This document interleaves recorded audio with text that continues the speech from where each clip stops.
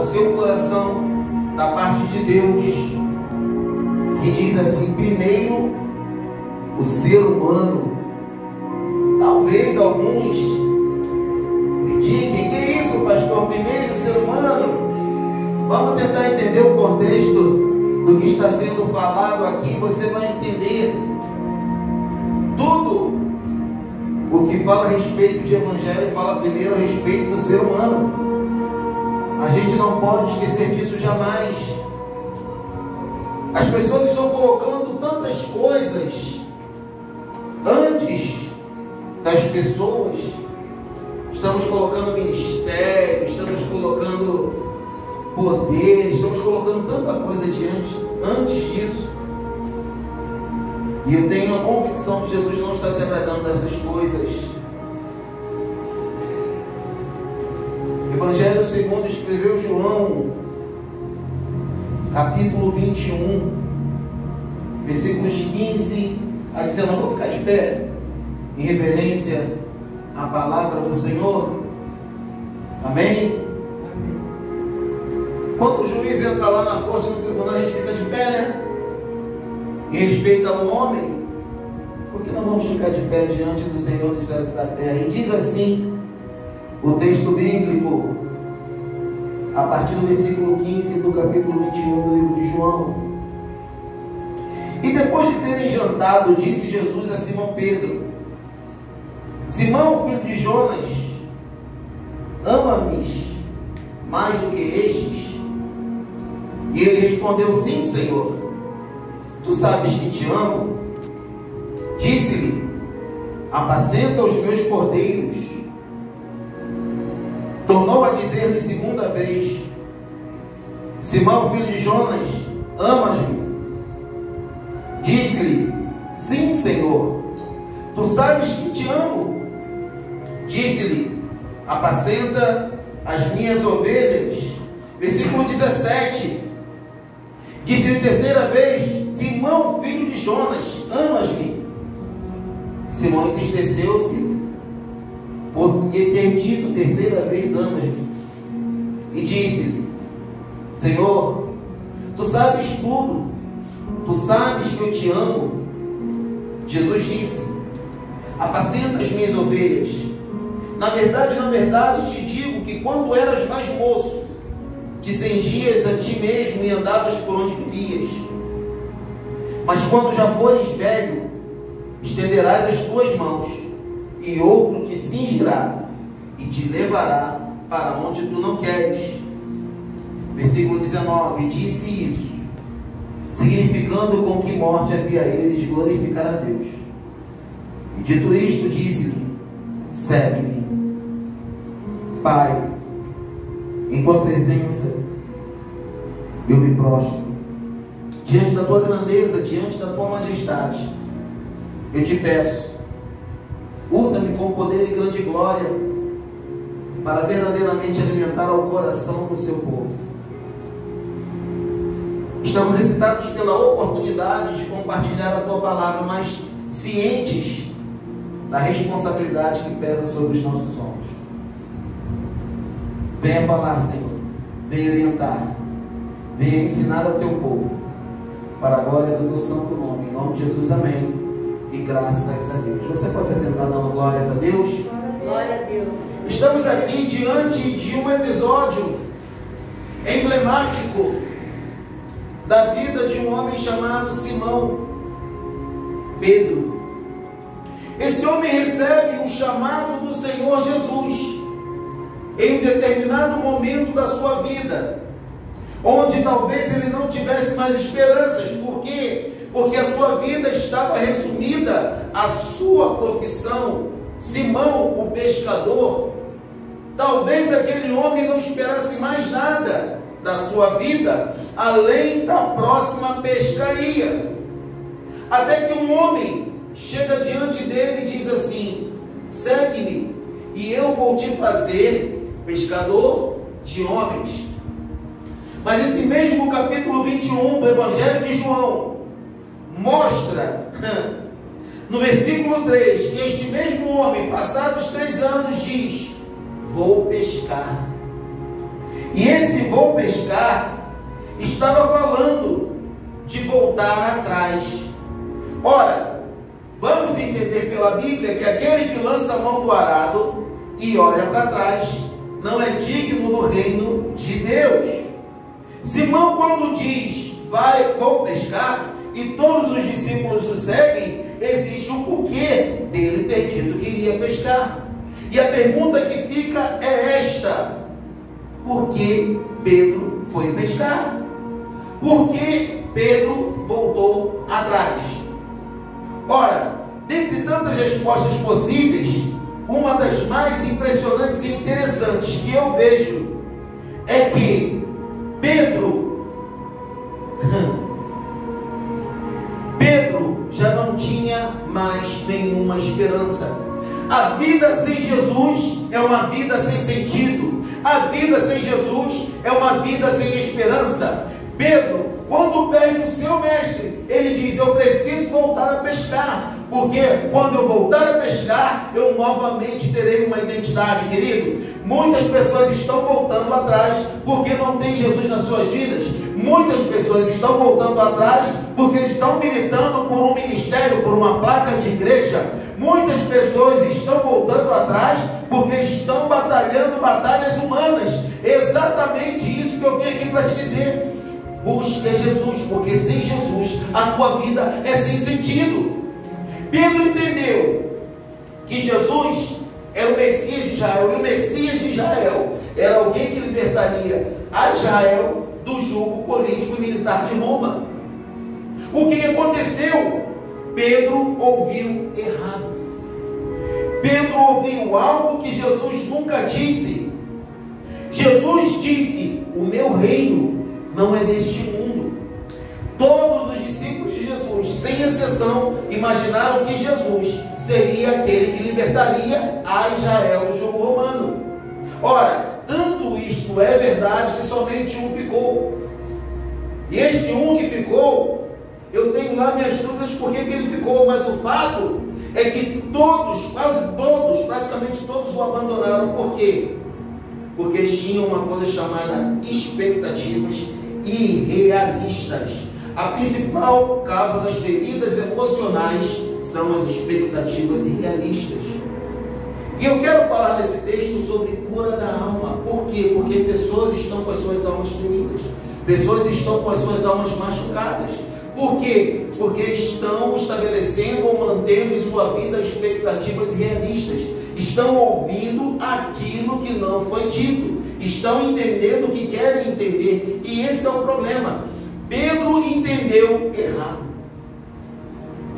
Pedro entendeu o chamado de Jesus errado. E o risco que eu tenho visto, que tantos têm corrido, é esse. As pessoas estão entendendo o chamado de Jesus para as suas vidas de maneira errada. Glórias a Deus. Então, quando isso aqui acontece, Pedro verdadeiramente se deixou levar por uma coisa que todos nós, se não vigiarmos, vamos nos deixar levar. O que, pastor? Pedro entendeu aquilo que ele queria entender. Repito, Jesus nunca disse que iria libertar militarmente a Israel do jugo romano. Só que o povo de Israel imaginou que o Messias era este nome.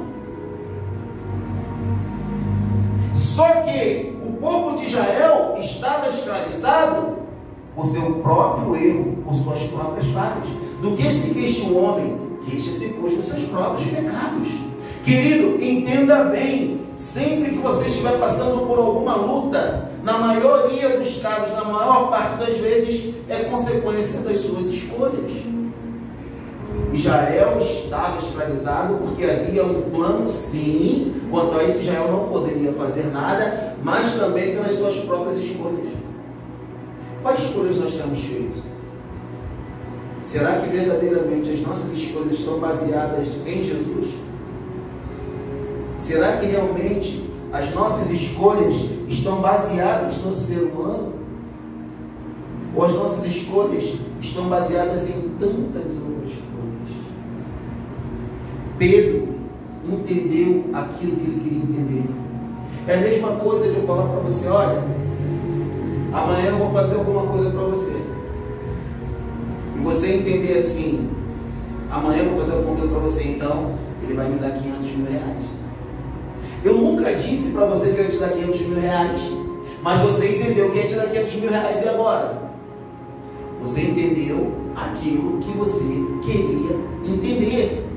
Isso gerou em Pedro e gera no ser humano uma ferida emocional, uma ferida interior, uma ferida na alma, na psique. Alma no grego é psique, ou seja, pessoas estão com problemas psicológicos, problemas nas suas almas, porque estão entendendo aquilo que elas querem entender. Há pessoas que Deus usa alguém e diz assim: olha, Deus tem um grande ministério para você. Essa pessoa já vê um estádio cheio, sabe? Já vê muitas almas, já vê tudo aquilo, mas não foi isso. Um grande ministério, ele é semeado. Nós somos verdadeiramente sementes. Eu e você precisamos semear as nossas vidas. Talvez esse grande ministério que a gente espere não se manifeste na nossa vida, mas se manifeste na vida de outras pessoas. Veja o exemplo de Elias. Elias fez grandes coisas por Israel. Só que a manifestação do ministério dele aconteceu muito mais no ministério de Eliseu, que era o seu discípulo, do que no seu próprio ministério. Tanto é que Eliseu fez o dobro de milagres de Elias. Às vezes a gente entende algumas coisas porque a gente quer entender. Grande é a obra, sim, grande é a obra, mas não se fala dos esforços, não se fala das lutas, não se fala das pelejas, não se fala dos embates que nós teremos que enfrentar.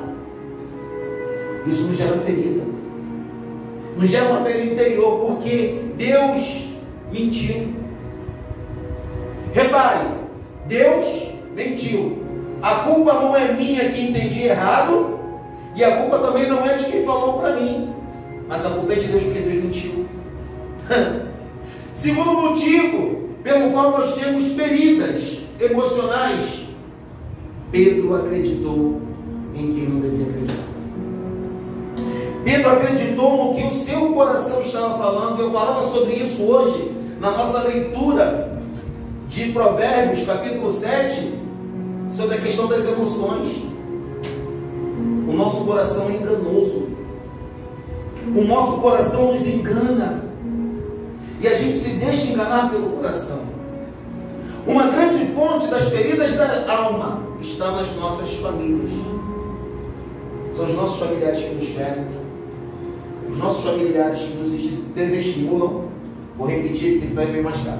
Os nossos familiares que nos desestimulam. Os nossos familiares que nos colocam para trás. Os nossos familiares que fazem com que a gente pense em desistir. Ora, Pedro estava ali com o seu irmão André e nada daquilo se concretizou. Nada do que eles imaginavam aconteceu. E ele diz: eu vou pescar. Eu vou pescar porque essa história de Messias, de vida eterna, não deu muito certo. Ei, querido, existem pessoas que estão falando que você não vai à frente. Existem pessoas que estão dizendo que você não vai prosperar. Existem pessoas que estão dizendo que tudo isso é um delírio, é um devaneio, que é uma mentira, é uma história para boi dormir. Ei, querido, entenda, Jeremias capítulo 29, versículo 11 diz assim: eu é que sei os pensamentos que eu tenho para vós, pensamentos de paz e não pensamentos de mal, para vos dar o fim que você espera. Não é o homem, não é o familiar, não é o pastor que vai determinar sobre o que vai acontecer na minha vida. Quem sabe o que é bom, quem sabe o bom plano, o bom futuro que existe para mim é o Senhor Jesus e não o homem. É o Senhor Jesus e não o homem. Pedro entendeu errado porque ele escutou o que não deveria escutar. Ele ouviu o que não deveria ouvir. Quantos de nós estamos ouvindo e escutando pessoas que não devemos escutar? Quantos de nós? O que mais gera ferida interior, pastor? Fantasias. Eu vim aqui fazer uma pergunta a você. Você está vivendo um sonho ou uma fantasia? Porque muitos estão dando um nome de sonho a fantasias. Muitos estão dando um nome de sonho a fantasia. Pastor, qual a diferença? A fantasia te leva à imobilidade, à inação. O sonho não. O sonho faz você trabalhar. O sonho faz com que você vá para cima. O sonho faz com que você trabalhe para que você possa prosperar. O grande problema, obrigado, meu amor. O grande problema que muitos de nós enfrentamos é que Deus nos dá um sonho e a gente acha que não precisaremos trabalhar, que não precisaremos fazer nada, porque aquilo ali vai acontecer automaticamente. Querido, presta bem atenção. Deus tem sonhos para a sua, Deus tem sonhos para a minha vida, mas Deus nunca vai contar o processo até chegar lá. Por quê? Se Ele contasse para mim e para você o processo pelo qual nós passaremos para chegarmos ao lugar do sonho, a gente desistiria. A gente desistiria. Ou seja, quando a gente vive uma fantasia e a fantasia não se concretiza, a gente é ferido em nosso interior. Pastor, o que acontece com a pessoa que tem uma ferida interior? Ela fica frustrada. Quando a coisa não acontece como ela espera, ela fica decepcionada. Existem pessoas hoje que estão decepcionadas com o evangelho que tem sido pregado por aí. Existem pessoas hoje que não querem mais saber de Jesus porque estão decepcionadas com a atitude de alguns seres humanos, com a atitude de alguns líderes. E você que está fazendo um trabalho digno do reino de Deus, ainda sofre a consequência dessa atitude, dessa liderança, desse tipo de liderança. Mas eu vim aqui para dizer para você que a visão que Deus tem para a sua vida vai se cumprir, independente dos erros dos homens, independente das falhas de ministérios, independente de qualquer coisa que aconteça, vai se cumprir. E as pessoas ficam decepcionadas. E qual é o próximo passo? As pessoas passam a culpar a todo mundo. Porque quando a pessoa está frustrada, decepcionada, automaticamente ela começa a culpar todo mundo. Todo mundo é ladrão, todo mundo é pilantra, todo mundo é enganador, ninguém presta, ninguém vale nada. É por isso que eu estou nessa situação. Ei, querido, você está nessa situação porque você quer. Você está vivendo este exato momento da sua vida porque foi você que quis chegar nesse ponto. Ninguém é responsável. A gente tem a mania de responsabilizar todo mundo por nossas falhas e erros, menos a nós mesmos. A irmã Luísa não é responsável pelas minhas escolhas, e eu não sou responsável pelas escolhas da irmã Luísa. Eu sou responsável por aquilo que acontece na minha vida. Eu sou responsável pela maneira com a qual eu me sinto com aquilo que acontece na minha vida. Ninguém é responsável pelas minhas escolhas. Mas a pessoa que tem uma ferida na alma, você reconhece dessa maneira. Tem pessoas que dizendo-se profetas, há pessoas que dizendo-se profetas estão feridas na sua alma, e o seu ministério é falar mal dos outros. Existia um homem neste país que ele conseguiu o que quase ninguém conseguiu nos mais de 300 anos de evangelho no Brasil, nos mais de 400 anos de evangelho no Brasil. Esse homem conseguiu unir batistas, assembleanos, presbiterianos, reformados, pentecostais, mas esse homem caiu por uma falha tão humana. Ele é tão somente um ser humano como eu e você. Esse homem caiu. E esse homem, capaz, como poucos homens no país são capacitados teologicamente, hoje o ministério desse homem é falar mal do ministério dos outros. Eu não estou aqui querendo fulanizar, mas quando eu lanço a culpa e a responsabilidade daquilo que acontece comigo nos outros, eu estou claramente mostrando que eu estou ferido no meu interior. E depois o que acontece? Eu tranco o meu coração. Por que eu tranco o meu coração? Porque se eu fui ferido uma vez, provavelmente vou ser ferido 2, 3, 4, e eu não quero mais passar por essa experiência. Então meu coração está trancado para toda e qualquer situação. Repare se não é isso que acontece com todos aqueles que têm uma ferida no seu interior, uma ferida na sua alma. Ela fica decepcionada, ela culpa todo mundo e depois tranca o seu coração. E eu estive assim por algum tempo, porque desde que eu me entendo por gente, o que eu ouvia era de minha mãe, que não tinha Jesus naquela época, a mesma frase, especificamente quando ela via meu pai: Luiz, se teu filho virar bandido, a culpa é tua. Se teu filho virar bandido, a culpa é tua. Desde criança eu ouvia: esse moleque não vai ser nada, esse moleque não presta para nada, esse moleque vai ser bandido, olha como ele tem um olhar ruim. Estou fazendo de coitadinho, não, irmão. Eu só estou falando que com uma criança é muito pesado você ouvir tudo isso. Muito pesado você ouvir tudo isso. Isso gerou uma ferida. Por quê? Porque eu queria provar para todo mundo que eu não seria um bandido. E olha o bandido que eu me tornei. Glória a Deus. Olha o bandido que eu me tornei. Pregador do Evangelho pela misericórdia divina.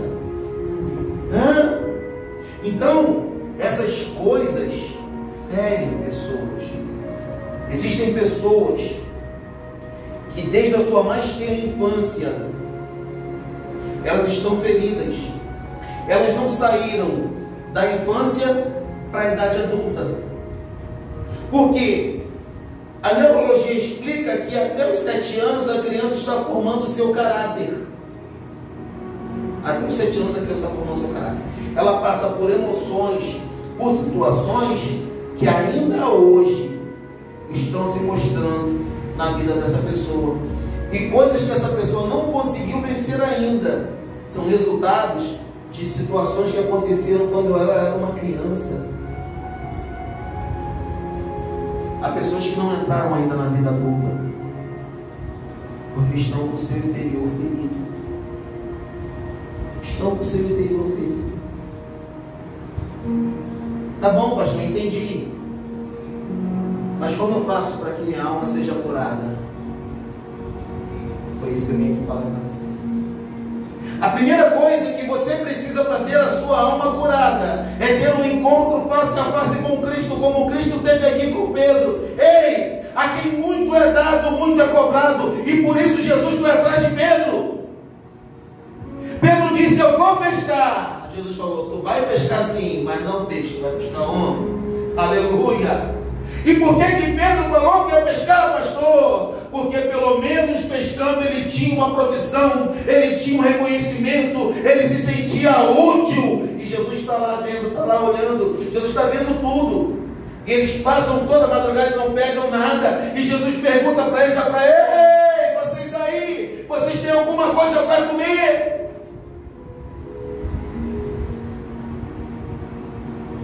Não pegaram nada. E Jesus fala exatamente o que ele disse lá atrás, lá no início do ministério: joga a rede à direita do barco. Ah, meu Deus, não acabou a tua vida nem o teu ministério, a tua história não acabou. Talvez a tua história tenha dado uma pausa, mas Jesus está falando: lance a rede à direita do barco. E diz o texto que eles pegam 153 grandes peixes, ou seja, todas as espécies de peixes que havia ali no mar da Galileia. E João fala: é o Senhor. João viu que era Jesus, mas quem teve a atitude de nadar até Jesus foi Pedro. Não adianta você ver se você não tem atitude. O que adianta você ver e não ter atitude? E quando eles chegam à margem, Jesus fala: ei, vem jantar. Quando Jesus fala para eles: vem jantar, o que estava sobre uma brasa? Peixe e pão. Eles foram buscar peixes no mar. Nada pegaram, só pegaram quando Jesus deu uma palavra. E quando eles chegaram na praia, já estava pronto para eles comerem. O que eu aprendo com isso? Aquilo que eu estou querendo buscar fora da palavra de Jesus, Jesus já tem preparado para mim. É muito mais do que eu penso, é muito mais do que eu peço. Ora, aquele que é poderoso para fazer tudo muito mais abundantemente além daquilo que pedimos ou pensamos, segundo o seu poder, que opera em mim e em você. Tudo aquilo que eu quero, tudo aquilo que eu preciso está em Jesus, está naquilo que Ele falou para mim, está no ministério que Ele me deu. A vida sem Jesus é uma vida sem sentido. A vida sem Jesus é uma vida sem contentamento. A vida sem Jesus é uma vida sem plenitude. A vida sem Jesus é uma vida sem sentido. E quando eles chegam, aquilo que eles estavam buscando já estava pronto.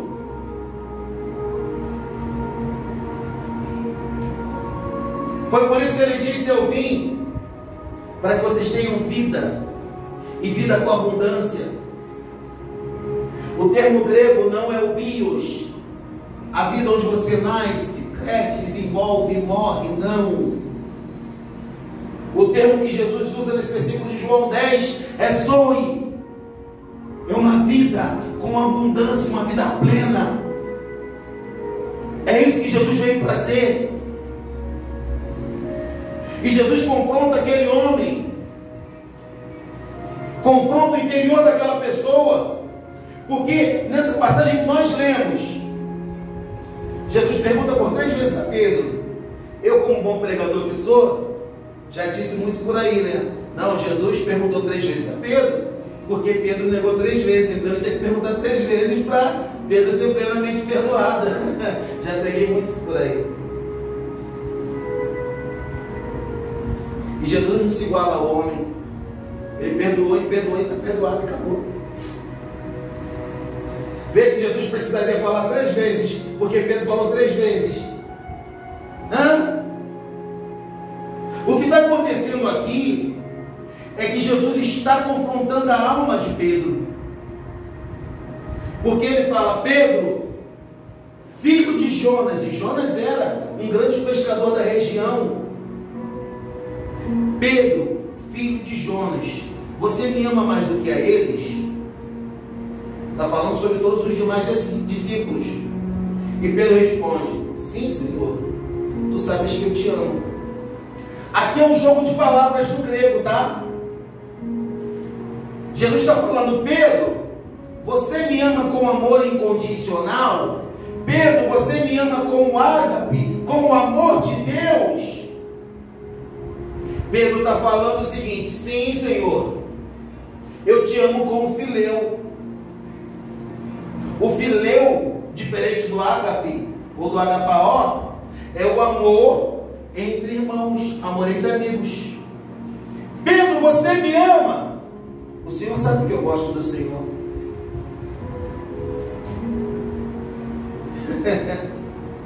Pedro, você me ama? Eu gosto do Senhor. Então, se você gosta de mim, apacenta os meus cordeiros. Se você gosta de mim mais do que estes, apacenta os meus cordeiros. Veja, tudo é o ser humano, porque é um plano de salvação para o ser humano. O alvo de Cristo continua sendo o homem, a estratégia de Cristo continua sendo o homem. Sou eu e mais um. Sou eu e mais um. E 3 vezes a mesma coisa, até que na 3ª vez Pedro se entristece. O confronto que nós precisamos trazer à vida das pessoas vai levar essa pessoa a se entristecer. Vai. Mas na minha Bíblia está escrito que Jesus corrige a açoite daqueles que Ele ama. Amor não é só passar a mão na cabeça. Amor não é só afago. Amor não é só abraço. Amor não é só carinho. Amor é confronto, sim. E a segunda coisa é que você precisa permitir que a pessoa se entristeça. 2 Coríntios 7,10 diz que a tristeza, segundo Deus, opera arrependimento para a salvação. Existe uma tristeza segundo Deus, sim. E essa tristeza, segundo Deus, opera arrependimento para a salvação, ou seja, deixa-se entristecer. Porque esse entristecimento vai fazer com que a pessoa se arrependa. Aleluia.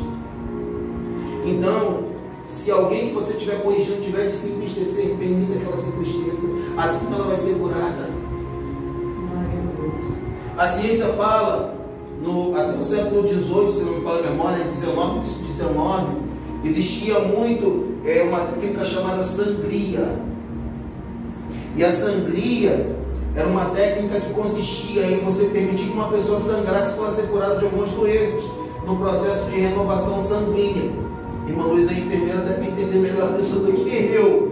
No processo de renovação sanguínea. Então, muitas vezes, para você curar algumas pessoas, você precisa permitir que essa pessoa sangre.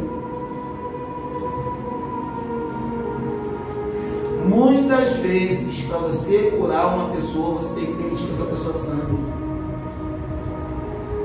O sangue ruim tem que sair. Aleluia! O sangue ruim tem que sair. E não adianta citar versículo para mim não, irmão. Não adianta dar glória a Deus nem aleluia para mim não, irmão. Porque tem gente que está dando glória a Deus e aleluia para você, falando em língua estranha, achando que está te enganando. Não está. Não engana a mim, a você, vai enganar o Espírito Santo. Os frutos falam mais alto. Os frutos falam mais alto do que qualquer dom e talento. Por isso que Jesus disse: pelos frutos você conhece a árvore. Não é pelo talento. Talento Deus deu um a cada um e Deus não tira, Deus dá e não tira.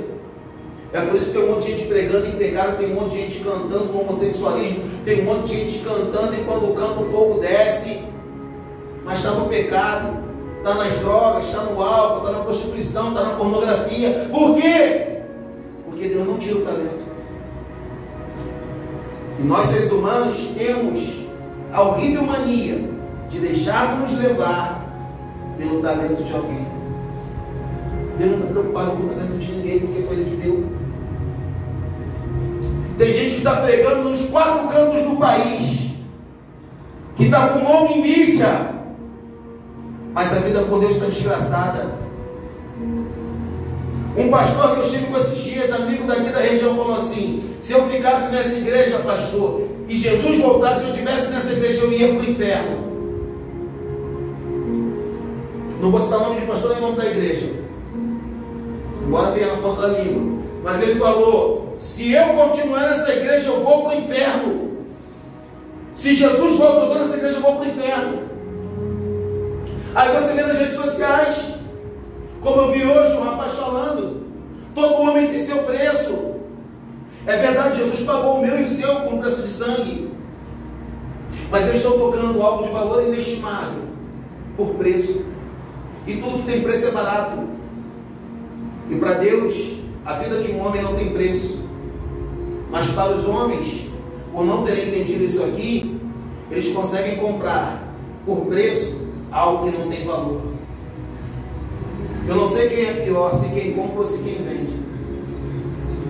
Sinceramente, até hoje eu descobri quem é pior, se quem compra ou se quem vende. Não consegui entender até hoje quem é pior, se é aquele que compra ou aquele que vende. Porque é muito sério, irmãos, o que está acontecendo por aí.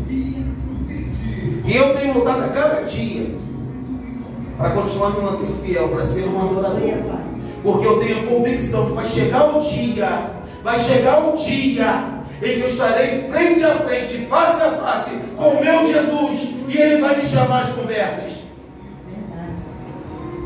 E Ele vai me perguntar: cadê as ovelhas que eu te dei nas tuas mãos para você apacentar, para você cuidar? Fala: não, Deus, eu fiz uma grande igreja. Eu não te chamei para fazer uma grande igreja. A igreja é minha. Quem dá crescimento sou eu. Eu te chamei para cuidar do meu povo. Eu não te chamei para você ir para Brasília criar leis. A lei eu já criei. Você só tinha que observar a lei. Eu tenho medo disso, irmãos. Eu vou estar face a face com Ele. Por isso que todos os dias eu luto. Quando eu vejo, como foi falado no último culto, Jesus falando que aquele que deu um copo d'água, aquele que visitou alguém na prisão, Foi a Jesus que fez isso. Aquilo que eu faço para o meu irmão, eu estou fazendo para Jesus. Quando eu vejo esse tipo de coisa, eu me tremo, eu gelo. Porque existem palavras deste livro, na Bíblia Sagrada, que me fazem gelar o coração. Uma delas é aquela que diz que vocês, mestres, vão sofrer mais duro juízo. Vocês vão sofrer mais duro juízo. Entende? É isso que Jesus está falando aqui. Esse é o evangelho que eu prego. Esse é o evangelho que Ele colocou no meu coração. Se eu quisesse fome e sucesso, eu estava no mundo até hoje. E como eu curo a minha alma, pastor, colocando diante das pessoas a consequência das suas escolhas. Pedro, tu vai apacentar as minhas ovelhas, mas vai chegar um momento na sua vida que você vai para um lugar onde você não quer, porque outro virá e vai te arrumar, vai te maniatar, vai te algemar. A tradição vai dizer que Pedro morre crucificado de cabeça para baixo, porque ele diz que não era digno de ser crucificado como seu mestre. Ele diz: vocês vão me crucificar, vocês vão me matar, sim, mas faz uma coisa, se eu tenho algum pedido a fazer ainda, me crucifica de cabeça para baixo, que eu não sou digno de ser crucificado como ele foi. Eu não sou digno de ser crucificado como ele foi. E por fim, aleluia, como eu curo a minha alma com Jesus, relembrando e renovando para você o chamado. Segue-me. É a última palavra. É a última palavra que Jesus falou a Pedro aqui, no versículo 19. Segue-me. Ué, pastor, por que aqui ele não falou de novo? Segue-me e eu te farei pescador de homens. É muito simples.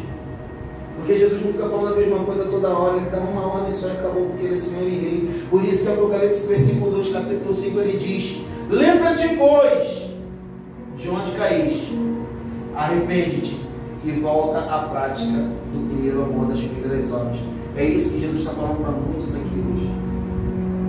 Lembra-te de onde você caiu, se arrepende disso e volta às práticas do primeiro amor. Talvez hoje seja o dia e o tempo de você voltar. Aleluias. Glórias ao nome do Senhor. A presença de Jesus. Talvez você esteja como Pedro, buscando algo para preencher o seu vazio interior, ou um bálsamo para minimizar a dor da sua ferida. Se você hoje quer fazer de Jesus o Senhor e Salvador da sua vida, se você hoje quer voltar para Jesus, coloque aqui no comentário: eu quero. A gente entra em contato com você, a gente conversa com você, a gente vai fazer o trabalho juntos, mas não permita jamais, nem mais um segundo, estar afastado desse Jesus que resgatou a sua vida. Aleluia.